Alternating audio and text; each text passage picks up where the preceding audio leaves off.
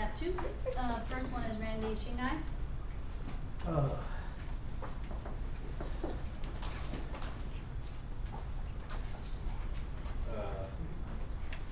So at the last meeting, I mentioned cargo cult.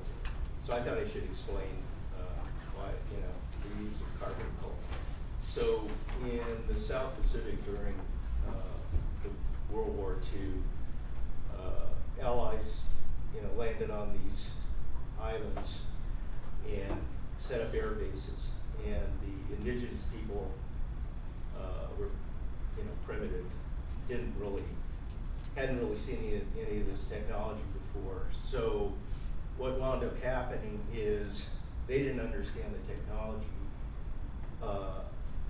but they saw these airplanes coming in and unloading cargo, and this was a great thing because they got some of it. But then the war ended, and all the soldiers left. So what anthropologists found is that they went back to these islands and found that the indigenous people had built, airstrips and had built little model airplanes, and so the idea was that if they did these things, they thought that airplanes would come and they would get these goods. So sometimes in organizations, people do things without understanding, what's going on, okay? And they think they're affecting things, but it's, really a cargo cult. So,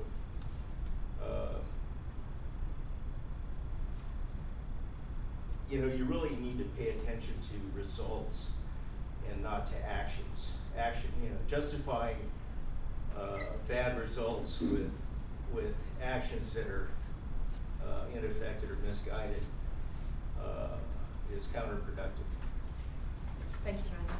Anyone else? Yeah, one more. Greg Kahn.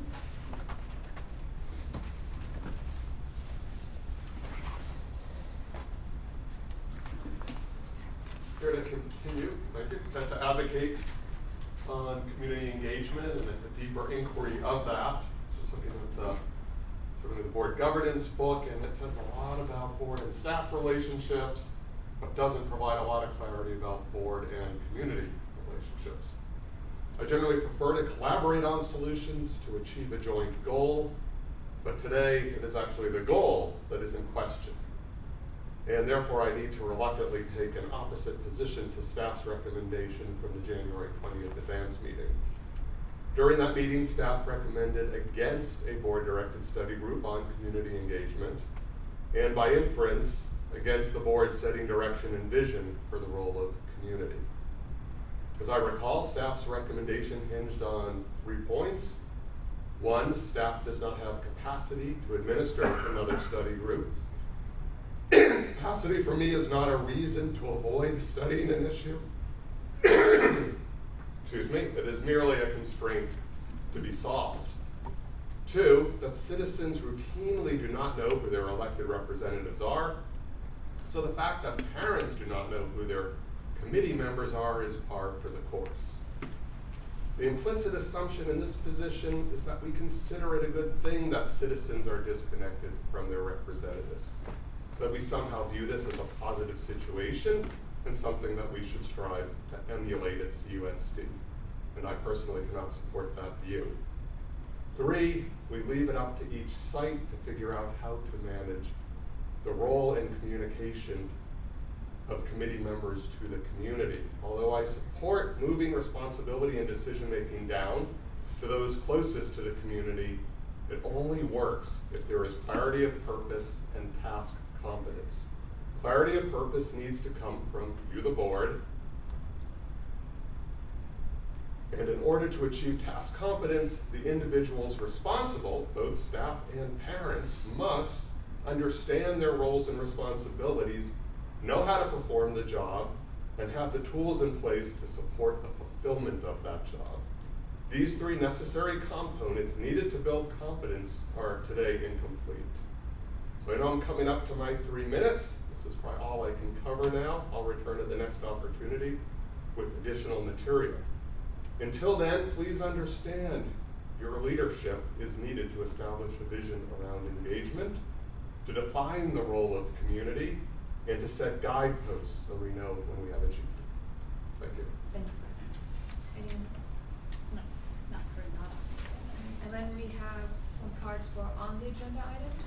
Yes, we have 3. 1 for 5 and 2 for 6. Okay, so we can go with the 5 and then ask the people who are on the 6 if they would like to wait. We don't know how long our closed session is, or if they would like to speak now. So with the 5.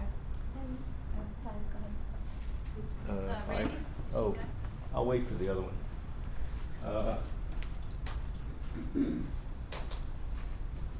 Yeah, so I like to tell stories.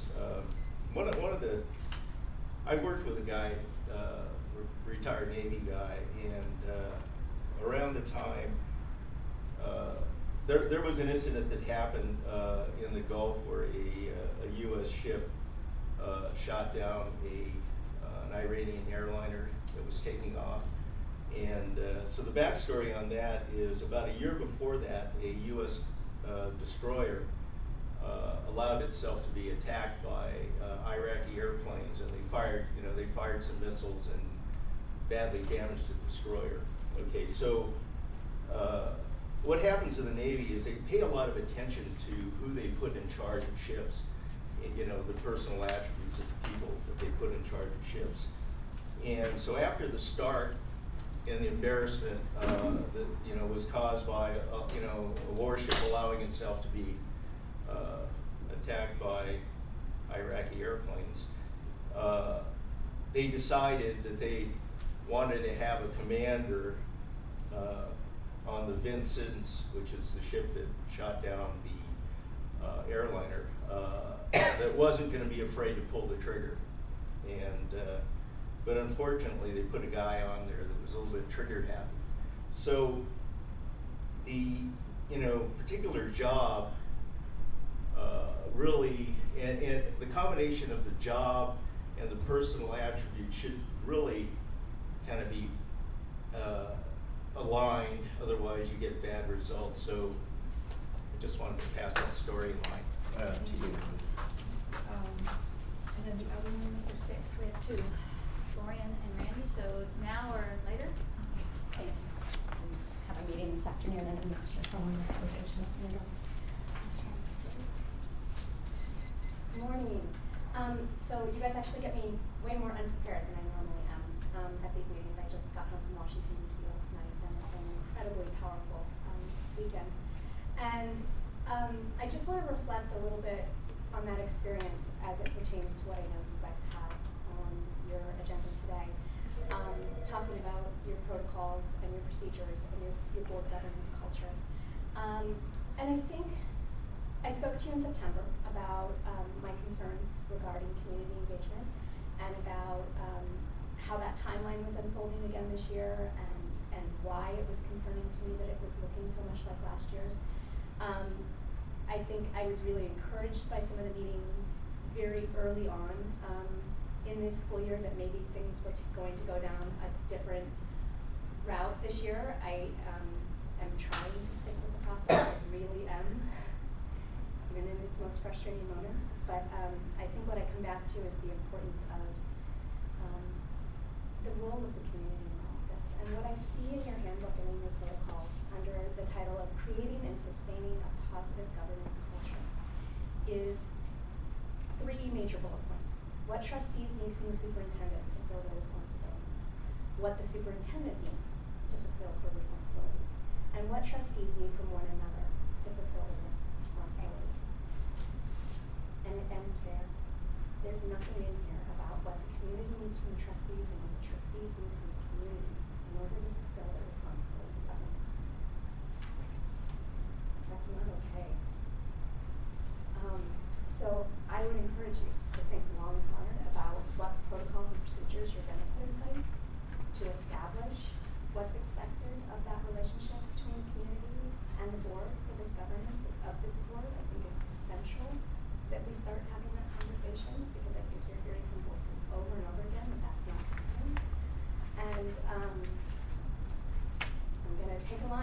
March this weekend, and I'm gonna say, with the protocols, don't build walls. Don't build walls with your protocols. Be open to the voice of the community, because it matters. Thank you. Thank you.